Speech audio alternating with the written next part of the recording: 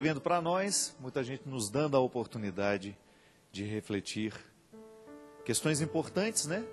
Questões que são fundamentais para a nossa vida cristã. Mas antes disso eu gostaria de cumprimentar Ivanilson, muito obrigado por estar conosco, substituindo o Cristian aqui nesses dias, que está novamente de férias. Nunca vi um homem fazer tantas férias como o Cristian. Brincadeira, ele merece.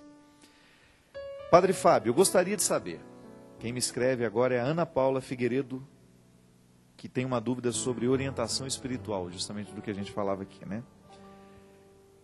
Um casal, de acordo com a igreja, um casal de segunda união pode viver a orientação individual, orientação espiritual individual? Pois no meu grupo, alguns coordenadores oferecem essa orientação, mas para os membros do grupo que já são casados mesmo. Obrigado por esclarecer minha dúvida. Minha filha, o casal de segunda união, a gente precisa deixar isso bem claro, a igreja acolhe e oferece a esse casal a oportunidade de uma vida cristã, claro, com algumas restrições, e a principal dela, a gente já sabe, é a participação na Eucaristia. Mas vale a pena lembrar mais uma vez que a presença real de Jesus dentro do rito eucarístico, dentro da celebração eucarística, é também na palavra. Então, nós não só temos a presença real de Jesus na Eucaristia, como também temos na palavra. Então, a Eucaristia, por uma tradição da igreja, por uma regra, o casal de segunda união está restrito a essa participação. Mas ele não deixa de participar, ouvindo a palavra e tendo, né, a oportunidade de receber Jesus nessa palavra. E é interessante a gente esclarecer também que esse respeito aos casais de segunda união é importantíssimo, porque muitas pessoas não tiveram culpa dos seus relacionamentos não darem certo. Inclusive hoje, muitos casais que a gente conhece estão encaminhando os seus processos de nulidade, porque são sacramentos que não aconteceram. Este também é um esclarecimento que a gente precisa fazer. Às vezes a gente escuta essas expressões sendo usadas de maneira muito equivocadas. Ah, padre, eu vou anular o meu casamento. Não, a igreja não anula casamento, porque a igreja não pode anular um sacramento. Se o sacramento aconteceu, ninguém mais pode mudar essa situação. O que a igreja faz é, mediante um estudo jurídico mesmo, direito canônico isso, tem as regras lá, para você declarar que aquele sacramento nunca existiu. Então, não é que a igreja anula o casamento, a igreja declara a nulidade. Pode parecer a mesma coisa, mas não é. Se eu anulo, eu estou como se eu estivesse considerando que aconteceu e eu dou uma ordem para não que aquilo acabe. Não, isso eu não posso. Ninguém pode dentro da igreja anular um casamento, mas nós podemos declarar a nulidade, mediante situações que o Código de Direito Canônico vai investigar, o jurista, né, o advogado, o canônico, que geralmente é padre ou não, vai estudar o caso e vai descobrir se naquele sacramento houve fatores para que ele seja considerado nulo.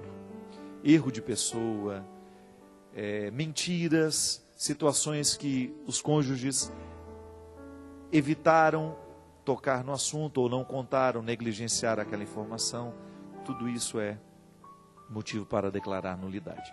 Mas se você tem uma situação assim, vale a pena você fazer uma consulta, né, com um especialista em direito canônico, um padre da sua paróquia. De repente ele mesmo, a partir do conhecimento, ele não tem um conhecimento tão específico como um especialista, mas ele pode ajudar você a tentar entender a sua situação e quem sabe você seja um caso para declarar essa nulidade e ter a oportunidade de realmente casar-se. Porque se o sacramento não houve, você é uma pessoa que tem a oportunidade de casar-se na igreja. A Meire Miranda, ele escreve assim: Padre Fábio, o que fazer quando nossa fé começa a ser abalada por certos padres que não estão respeitando aquilo que prometeram a Cristo? Na semana que passou, eu estava numa festa e presenciei uma situação muito desagradável envolvendo um padre. Minha frustração começou logo quando ele começou a dançar, e depois começou a agarrar uma mulher, ficou dançando. Aí ela continua relatando aqui, coisas que não preciso falar. O fato é que ela está, como cristã, muito machucada, muito aterrorizada. Por isso eu te pergunto, o que fazer diante dessas atitudes? Minha filha, eu fiz questão de ler o seu e-mail, porque eu gostaria de fazer uma reflexão que abrangesse um pouco mais a situação do padre. Primeiro, eu como padre, você que me assiste agora, que é padre, sabe muito bem que nós temos que zelar muito pelo nosso comportamento, porque Jesus já dizia isso, né? Que nós não podemos ser causa de escândalos. Mas Jesus não falava dos padres ali. Ele falava do cristão em geral. Que a gente aplica a nós de maneira ainda mais particularizada pelo fato de termos uma responsabilidade sacramental com esse povo. Nós somos diferenciados, nós somos retirados do meio do povo, porque quisemos, porque acolhemos a vocação que Deus nos deu. Então estamos no papel de líderes, de pastores. É natural que as pessoas vão olhar para nós e vão prestar um pouco mais de atenção no nosso comportamento. Eu acho que como padre, esse caráter sacerdotal, eu acho que nós precisamos zelar muito por ele. Eu não vejo nenhum problema em a gente ir às festas, em a gente ter amigos. Se você gosta daquele cantor, você ir assistir ao show dele, não vejo nenhum problema. Eu acho que é saudável ao padre ele ter amigos, ele estar bem acompanhado, ele poder de vez em quando ir ao cinema, ir ao teatro, ir ver uma música, uma peça. Isso é natural da vida e a gente precisa disso. Agora, o nosso jeito de estar nesses lugares precisa ser muito cuidado, para que a gente não seja causa de escândalo às pessoas que estão conosco.